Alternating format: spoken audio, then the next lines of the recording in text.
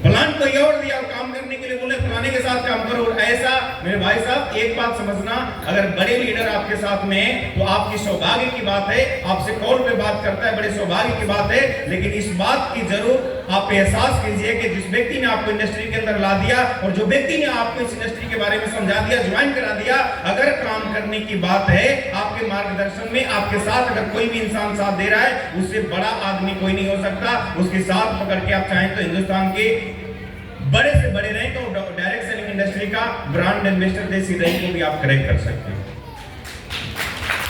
शुरुआत हो गई, काम करना शुरू कर दिए, बीच में बहुत सारी दिक्कतें आई। दिक्कत के बारे में मैं कुछ भी नहीं बोलूंगा, क्योंकि बड़ा काम कभी भी बिना दिक्कत के होता नहीं है। बस एक ही बात समझ लीजिएगा, डायरेक्ट सेलिंग करना शुरुआत कर दिए। जब भी आप करना शुरू कर देंगे आपको लगेगा कि अब मेरे बस की बात नहीं है। कभी ऐसी प्रॉब्लम आएगी लगेगा अब मेरे बस की बात है ही नहीं। कभी ऐसे प्रॉब्लम आएगी, कभी फैमिली से लगेगा कि अब तो पॉइजन खाना आसान है यार, ये डायरेक्ट सेलिंग करना आसान नहीं है, ऐसा ही लगेगा। और ये कब लगता है? जब आप कामयाब होने वाले होते हैं तब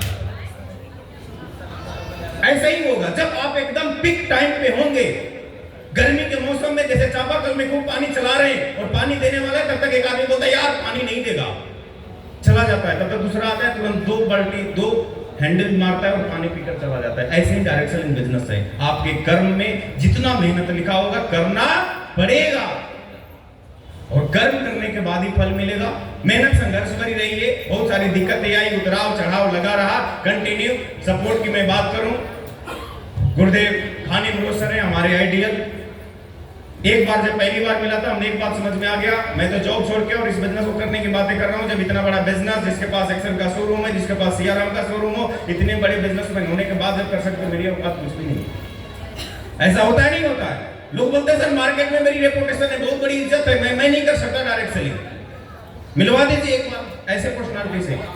लोग बोलते हैं सर नहीं कर सकता। मेरी माइंडसेट चेंज हो गया जब खान गुरुदेव सर से मिला, और मिलने के बाद एक बात समझ में आई कि जब ये कर सकते थे, हिंदुस्तान के हर एक आदमी कर सकता है, हर एक बड़े बिजनेसमैन कर सकता है, कोई भी कर सकता है, क्योंकि सब कुछ मिल सकता है।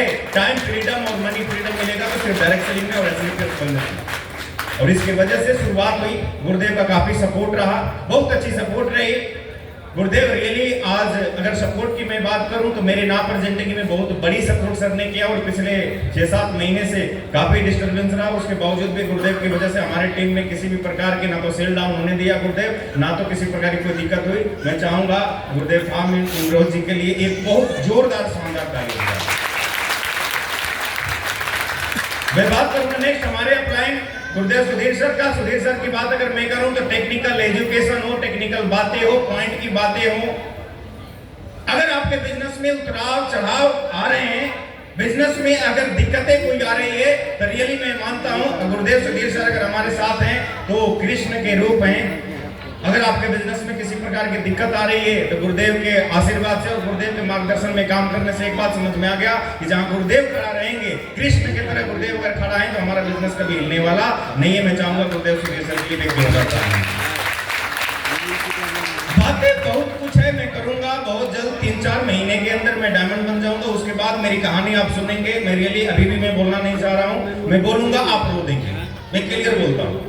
और जो स्टेज हमने फेस किया है, मैं जानता हूं इतनी स्टेज फेस कर देंगे जिस दिन आप ना कंपनी में ब्रांड एम्बेसडर बन जाएंगे मेरे भाई। करना पड़ेगा, बताऊंगा, डायमंड रैंक में बताऊंगा, आगे की बातें मैं आपको बता दूं। अब आ रहे हैं बिजनेस की, हम आप क्या कर रहे हैं? बिजनेस कर रहे हैं नहीं कर रहे हैं?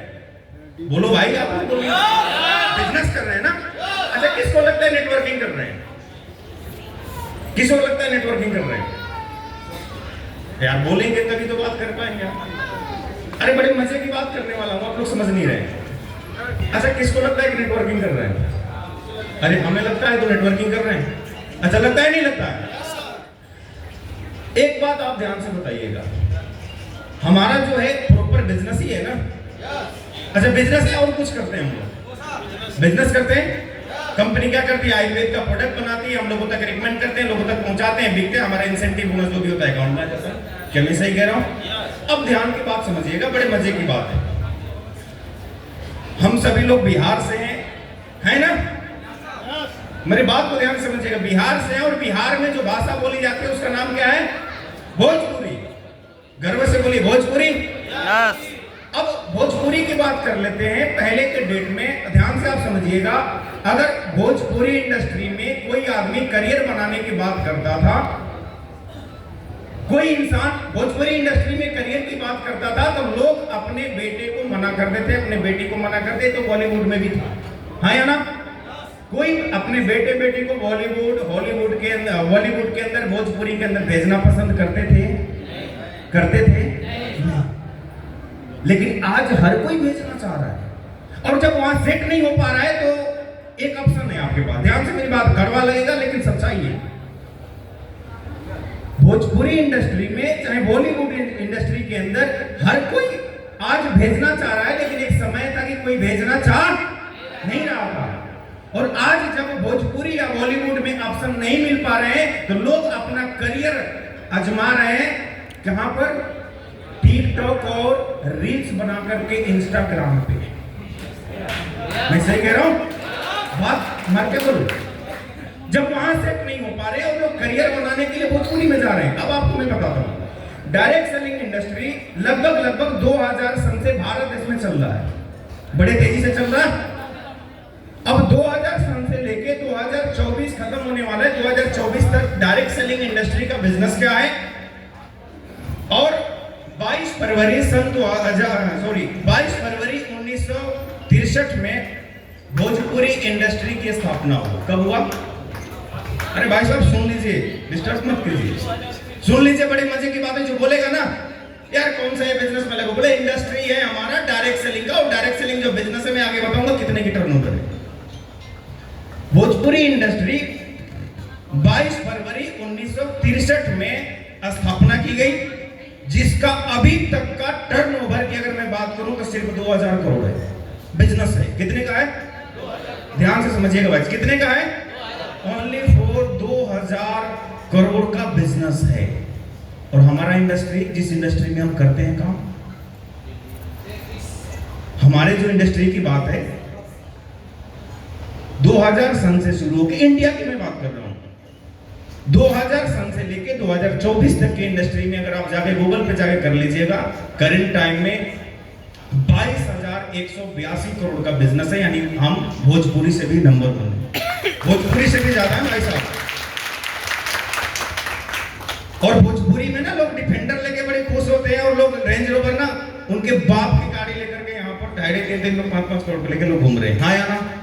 मुकाबला करो, कलो मुकाबला मार्केट में जाकर के भाई साहब बताओ तो सही, हम कितने बड़े इंडस्ट्री में काम कर रहे हैं। और उस इंडस्ट्री में काम कर रहे हैं जिस इंडस्ट्री में जैसे लोग बॉलीवुड, जैसे लोग भोजपुरी में जाने से मना किए थे अपने बेटे बेटियों को, और आज भेज रहे हैं, वैसे ही आज के दौर के अंदर लोग जो अपने बेटे बेटी और अपने वाइफ और अपने हस्बैंड को जो मना करते हैं ना कि भाई साहब इसमें करियर नहीं है, आज के ज्यादा नहीं 5 साल बाद आप देखना हिंदुस्तान के हर बच्चा बोलेगा डायरेक्ट सेलिंग। और डायरेक्ट सेलिंग में कौन? एसनीपी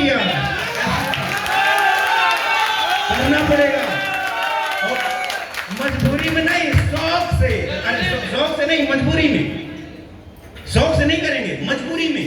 भाई साहब आप बताओ, रविराज जी अपने गांव से निकलेंगे लेकर के BMW, और इनके गांव का जो रेलवे में फर्स्ट रैंक पे अधिकारी होगा, उसके पास से डिजायर, क्या करेगा? अपने बेटे को क्या करेगा? अच्छा क्या करेगा? आप सोच के देखिए, अब होने वाला है कि नहीं होने वाला है? क्या पता नहीं क्या होने वाला, नहीं वाला, हमें विश्वास है अगले 5 साल में यही होने वाला, यही होने वाला। सही है? तो बहुत कुछ